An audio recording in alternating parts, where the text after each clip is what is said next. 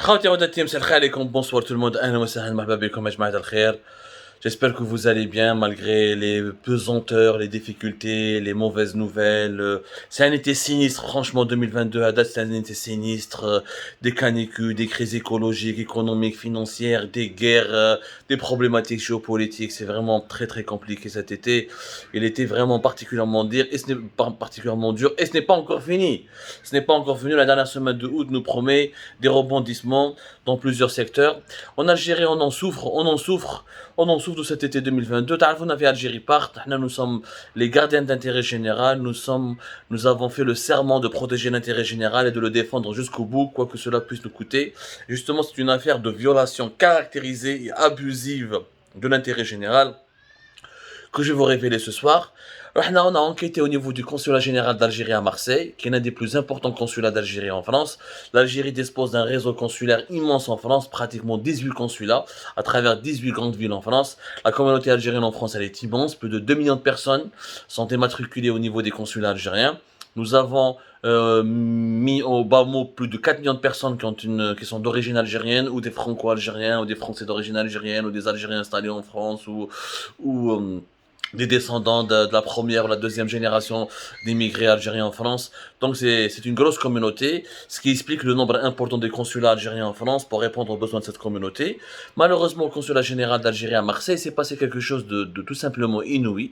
Alors le consul général Aïtolo Mouaki Benani Khaled, il a autorisé récemment le recrutement d'un ressortissant qui est originaire de Annaba, Aïtolo Esmo Mourad Mnidjah.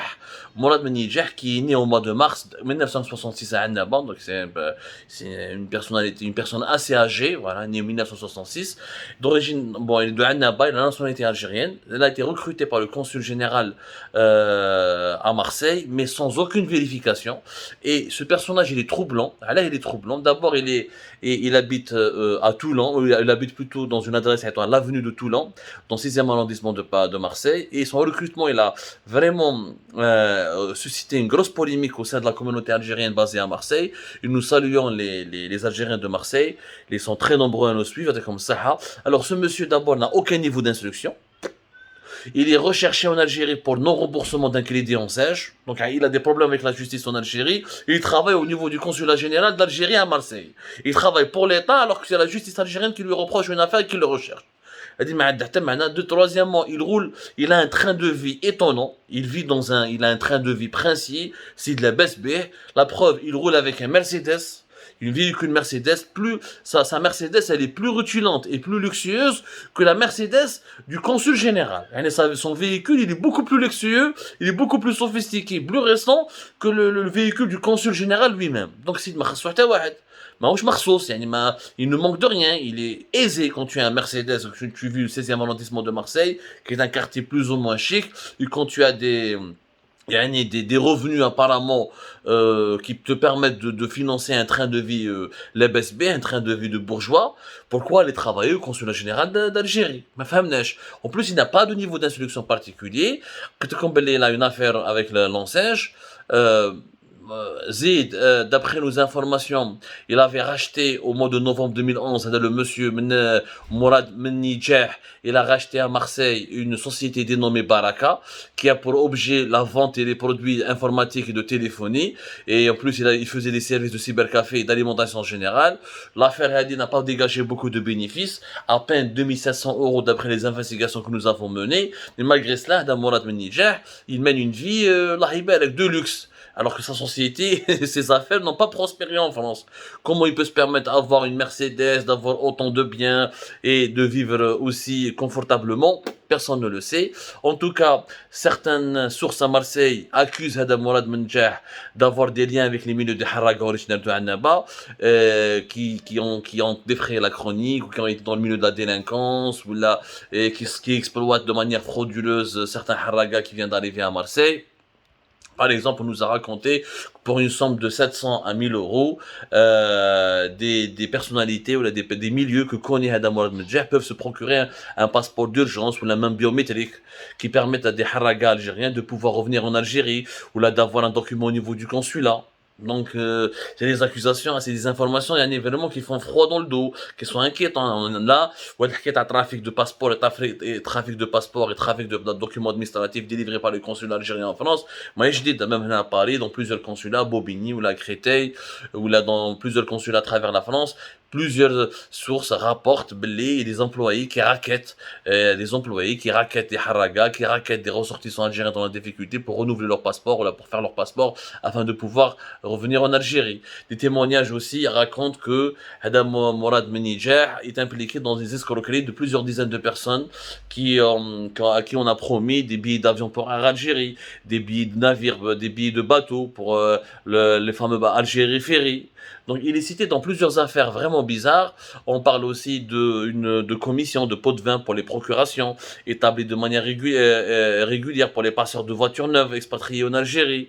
On a écrit en tout cas, on a donné quelques détails sur le lien, sur les troublantes relations et les connexions affairistes qu'entretient ce personnage avec le consulat général d'Algérie à Marseille, et nous aimerions bien qu'il y ait une enquête. كيفاش le monsieur Adel a été recruté, dans quelles conditions et pourquoi le recruter. Je rappelle, il y a une autre affaire aussi troublante qui concerne le comptable du consulat général d'Algérie à Marseille, qui serait impliqué dans des affaires d'acquisition illégale ou illicite de véhicules pour qu'ils soient exportés vers l'Algérie. Donc des importateurs de véhicules, ils ont le comptable de manière vraiment troublante. On nous a appris par exemple que le parc du consulat général d'Algérie à Marseille est devenu un lieu de stockage de véhicules neufs. Tous les véhicules neufs qui sont plusieurs véhicules neufs qui ont été exportés vers l'Algérie ou importés depuis la France ont stationné dans le parc du consulat général d'Algérie. Oh, le consulat, qui fait le consulat ou un garage de vente de voitures. Il y a des informations qui sont très inquiétantes. Donc, il n'y a pas eu de vérification précise de la part du consul pour recruter Adam Mourad Menidjah, contre lequel nous n'avons rien de particulier. On n'a pas de problème personnel avec lui. Nous, on aimerait bien quels sont les critères de ce recrutement. Nous avons envoyé un mail, une réclamation, une demande d'entretien au consulat général d'Algérie à Marseille. Nous avons même demandé des éclaircissements concernant le comptable, les activités ou le business caché et secret du comptable de notre consulat à Marseille. On n'a pas reçu de réponse. Pour le moment, nous n'avons reçu aucune réponse.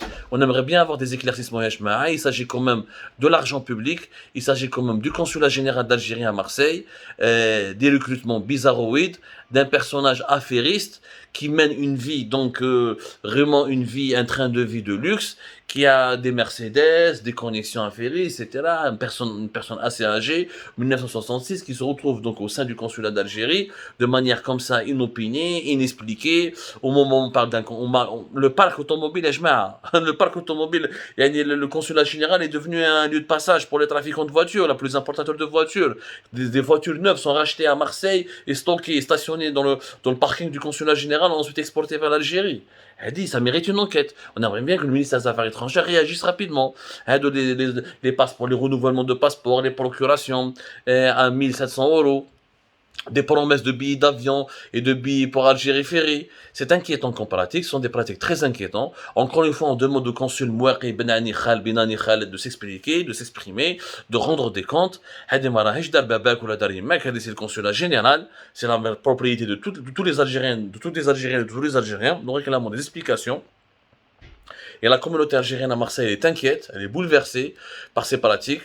Elle s'interroge sur les intentions malsaines des diplomates qui sont en poste là-bas. Une enquête, prouvez-le nous, qu'il y a une enquête, bateau. Il y a que la présidence algérienne a une inspection générale de la présidence, elle peut dépêcher des inspecteurs, ils vont à Marseille, au niveau du consulat, ils vérifient le passé Hadaya de Mourad Menidjah, qu'est-ce qu'il fait ici, pourquoi il a été recruté, sur quels critères, en quelle qualité de quoi. S'il n'a pas de niveau d'instruction, s'il est recherché en Algérie pour une affaire de crédit d'enseigne, donnez-nous des explications. Voilà, c'est tout ce qu'on demande.